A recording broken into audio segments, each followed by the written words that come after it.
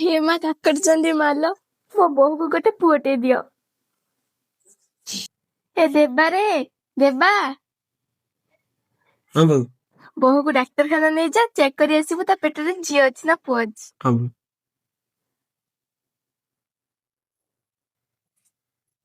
ଦେଖିଲେ ଡକ୍ଟର, ମୋ ସ୍ତ୍ରୀର ଝିଅ ହବ ନା ପୁଅ? ନା ନା ଏସବୁ ବେଆଇନ କାମ। ଆରେ ରଖନ୍ତୁ ନା ଡକ୍ଟର। ହଉ ହଉ, ଆପଣଙ୍କ ସ୍ତ୍ରୀଙ୍କ ପେଟରେ ଝିଅଟି ଅଛି। କଣ? ହଉ ହଉ। କଣ ମୋ ବୋହୂ ପେଟରେ ପୁଅଟି ଅଛି ନା ଛେନାଟା ଅଛି, ତା ପେଟରେ ଝିଅଟି ଅଛି। ଝିଅ? କଣ ହେଲା? ଝିଅଟେ? ଏ ଯା ତାକୁ ଜଲ୍ଦି ମାରିଦେ। ବୋଉ ଆପଣ ଇଏ କଣ କହୁଛନ୍ତି? ମୁଁ ଆକୁ ମାରିପାରିବିନି। କଣ କହିଲୁ? ଅଲକ୍ଷଣୀ ପୋଡାମୁହିଁ, ତୁ ତାକୁ ମାରିପାରିବୁନି? ଯଦି ତୁ ତାକୁ ମାରିପାରିବୁନି ତାହେଲେ ତୁ ଏ ଘର ଛାଡି ଚାଲିଯା। ବୋଉ ମୁଁ ଏ ଘର ଛାଡି କୁଆଡେ ଯିବି? ତା ଛଡା ମୋ ପେଟରେ 3 ମାସର ପିଲାଟିଏ ବଢୁଛି।